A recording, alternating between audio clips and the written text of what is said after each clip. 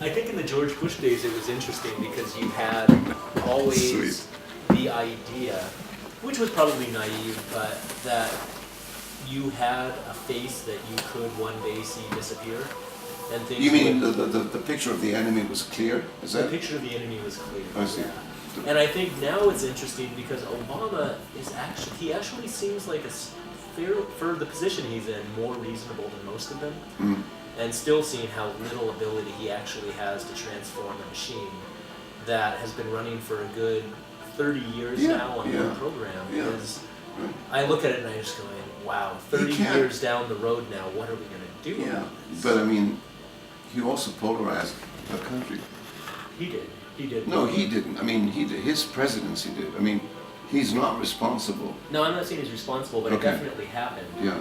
And I had a lot of, I think I was just one of those people that had a lot of hopes for him. Me too. And then That's why I worked saw on it, that campaign. and it just seemed like, and I donated like work to raise money for the campaign, and I was totally there. Mm-hmm. And just seeing what actually happens put me in the perspective of looking at it and going, this is so much bigger than the president at this point. This is a machine that needs a lot of make-believe money to keep running, and it's going to do everything it can to not let that slip. And if that means melting the Arctic and opening up new oil drilling up there in the same day, they're going to do it. They're doing it, but the Russians are doing it too. So the Russians are doing it even worse. I mean, but look at the Russians. I hope the Russians love their children too. Yeah. It's Actually, like their politics is a mess. It's a mess. It's a mess. It's like you can't be reasonable in a totally unreasonable world. I mean, how can you? But then look at the Jubilee. Look at this guy, Ted Cruz. Look at this guy. Look at the Tea Party. Yeah. Look at this. Look at this monster created within the United States. Can we even use the term United States anymore? Does that apply? The United States? No, Should we you're go right, back they've to been the kind of- They pre-civil? gerrymandered the We should go the back elections. to the pre-Civil War terminology. Yeah, it's actually... I mean, it's Yankees versus the South, and I think Texas is probably going to detach itself at one point. That would be interesting. The Lone Star is going to float away, and Take Houston and its oil with it. probably going to float towards the Gulf and create the biggest island in the Gulf of Mexico. Yeah. and float there together with the BP platform. Yeah, but this is what's so fascinating about watching it right now is I feel like people pretty much know what we need to do as far as healthcare goes, as far as the environment Well, goes. The if answers the are all... sites work. If the healthcare sites ever get to work. Then these things can be worked out. I mean, for God's sake, hopefully they can, if they can pay to invade a country, hopefully they can pay to build a website. But you look at this and you're going, we all know what needs to happen, but they're just, the system has ground to a point. And we can't do it, and it's so frustrating watching it. I knew 20 years ago what we have to do. And you look at like healthcare, the highest cost per capita in the world, ridiculously bad. And really, we're going to even have a debate about this? It's so absurd. It's absurd, but there's a party on the right that doesn't want it. That is intent on defunding it, and it will do. But now they're broke, and they're broken. Right? The GOP has never been so bad. It's never their rating is, which is good for us, which is very good for us. Actually, Ted Cruz, maybe Ted Cruz even paid by the Democrats. Who knows? Yeah, it's really interesting actually. These guys, Marco Rubio, Ted Cruz, and all these guys, and Rand Paul. Actually, these guys are probably communists. These guys, they're probably infiltrators because these guys are doing the GOP such a bad service. Yeah, they really are. I mean, imagine these. I mean, I cannot imagine that these guys are really serious. And you look at this guy, Ted Cruz. I mean, place him in one of your paintings. Let's go back to your paintings. Forget politics. What would Ted Cruz look like in one of your paintings? He looks actually like a character. Yeah. He looks like a gnome. Let's put him like a... What? I mean, imagine Ted Cruz holding a rifle. Yeah.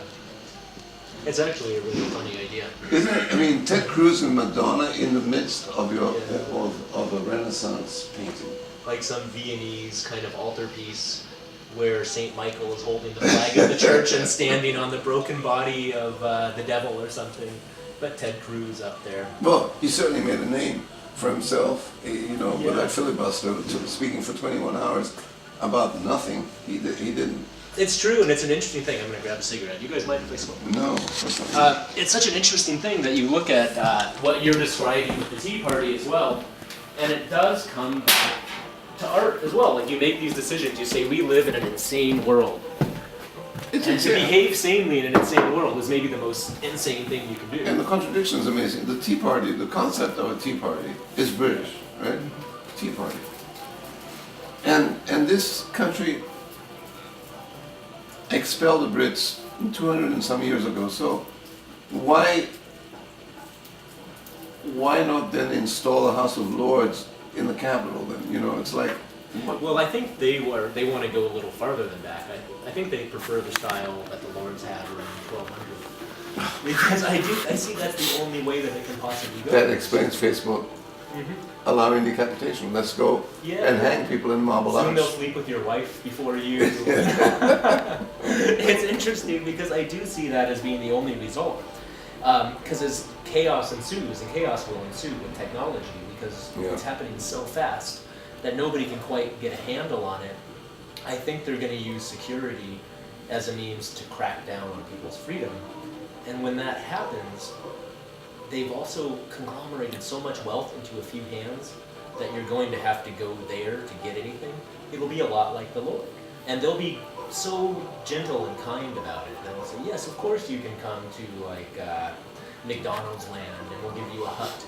And you can raise a few cows, you can do what you want to do. You don't have to worry about going out there trying to start your own business, you know. I mean, the tax code these days doesn't reward small business, so just come, play it safe, and we'll feed you hamburgers at night. I mean, to me it seems like a logical conclusion, unless somebody wakes up who really has the power to do it. All right, so you and I are talking, and we're in New York, and today is the 20 something of, right? Unless you just said something which speaks to my heart and to my brain very, very closely. Unless somebody wakes up. Well, we're talking in New York. That's true. Have we taken a stance? Have we gone down to Washington? Have we made a noise? This is a very good point. We haven't. But we complain about others not making a noise. Why haven't we done anything? No, you're right, and I have to say you're ahead of me on that, because you're actually talking about these things in your work. And I've been talking in a very esoteric language in my work that isn't probably having as powerful... Oh, I'm a campaigner. I mean, you know, I got about 18 different emails from the Democratic Party. I send them on, I debate. I don't go to meetings anymore because I find it all very funny now. Yeah. I've become a cynic again and again and again. But the question remains, and I speak to Danielle about it all the time. Why? Because in the Vietnam era, I was demonstrating, I was walking, I was marching, I was being beaten up, I was this, that, and the other. Well, it's now 45 years later, and I'm not, well, am I older? Sure, of course I am.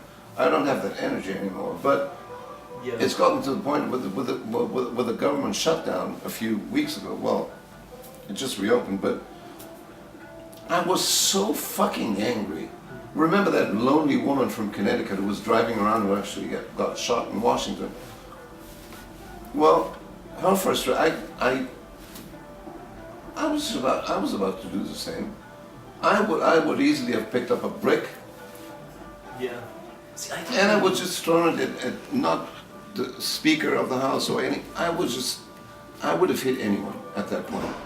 And I don't care if I would have got shot. I could have arrested, anything. I don't care. But I would have done something. Well, this is the thing, and this is what's interesting. Like, in 2003, again, I went out and fought with the police in the streets and the riots around the Iraq War.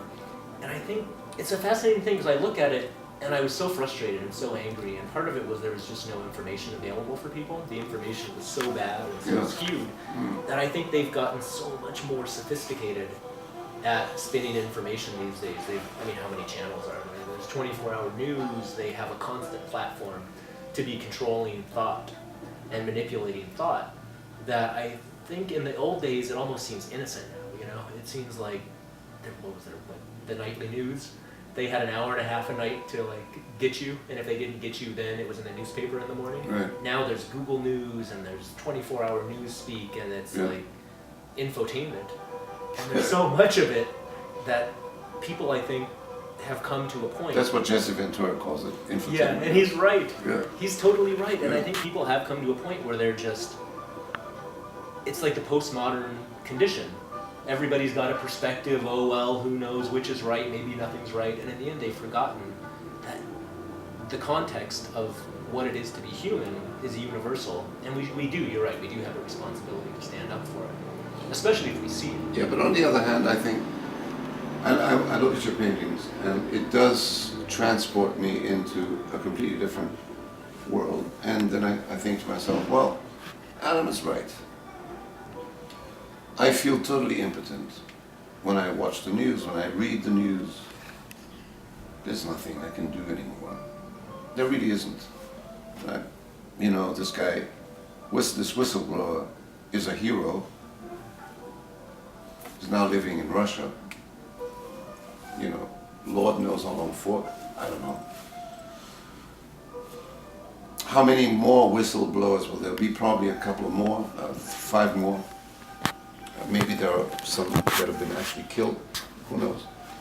And so that the actual thing that matters to me is art. And this, what you do is art. One of the very few living in the world today that I admire, really. Well, thank you. No, I do think forget the thank I do yous. think there's very few artists that are working with content now because Yeah. it's all about decorative